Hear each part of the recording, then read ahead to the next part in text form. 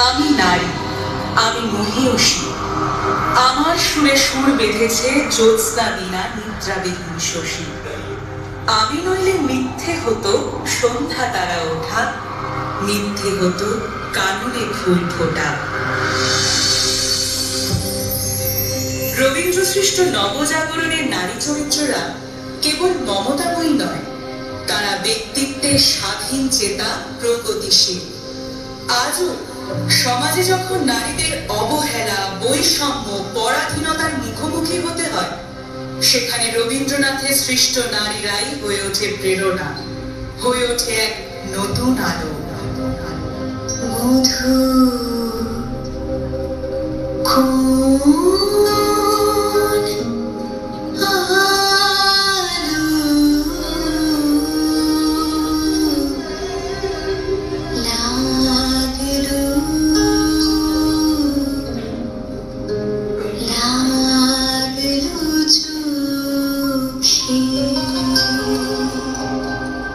রবি ঠাকুরের বিনোদিনী বিধবা নারী হয়েও নিজের ইচ্ছেকে গুরুত্ব দিয়ে যৌবনের রং, রূপ, গন্ধ আস্বাদন করতে চেয়ে ভেঙেছিল সমাজের বিধিনিষেধ।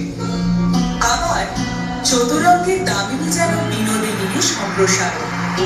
পুরুষতন্ত্রকে বুড়ো আঙুল দেখিয়ে রবি ঠাকুরের কলমে সে বৈধব্য কাটিয়ে নতুন ভাবে শুরু করেছিল জীবন, নতুন জীবন সঙ্গীর সঙ্গে।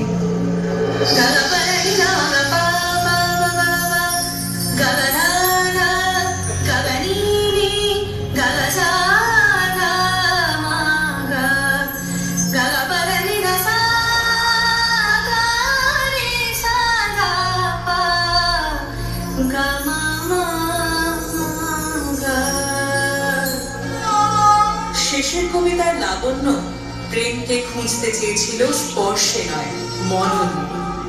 জীবনের জটিলতার কারণে ভালোবাসা সত্ত্বেও সে তার প্রেম অমিতকে মুক্তি দিয়েছিল। অন্যদিকে চারুলতার ধন, ঐশ্বর্য থাকা সত্ত্বেও পায়নি স্বামীর ভালোবাসা। তাই অমরের সান্নিধ্যে এসে সে পেতে চেয়েছিল নিঃসঙ্গতা থেকে মুক্তি এবং তার লেখিকা সত্তার মাধ্যমে হতে চেয়েছিল স্বতন্ত্র।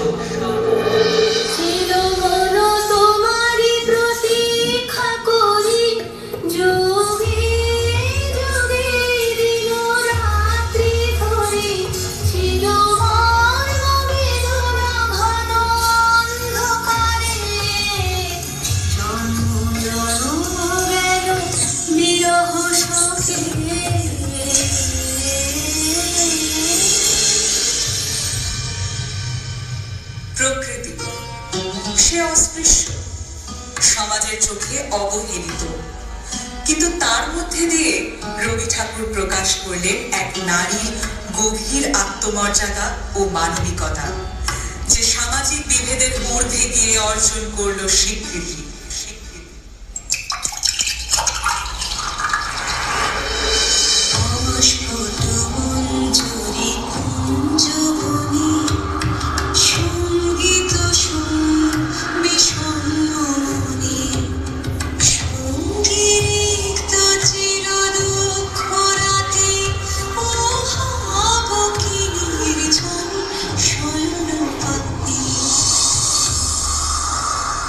নারী কেবল রূপে আবদ্ধ নয়, বরং তার ব্যক্তিত্ব, সাহস ও শক্তির জন্য পরিচিত।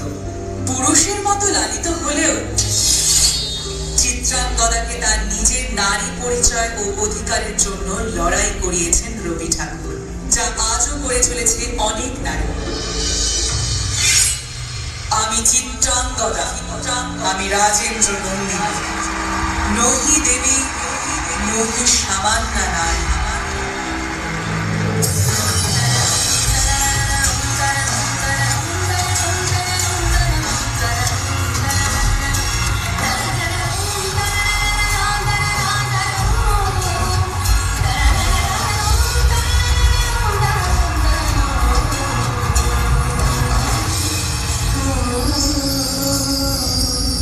রবি ঠাকুর বুঝিয়েছেন নারী স্বয়ং সিদ্ধা, তারা কারোর ওপর নির্ভরশীল নয়। বরং তাদেরই উপর দাঁড়িয়ে আছে পরিবার, এই সমাজ, এই দেশ, এই গোটা পৃথিবী।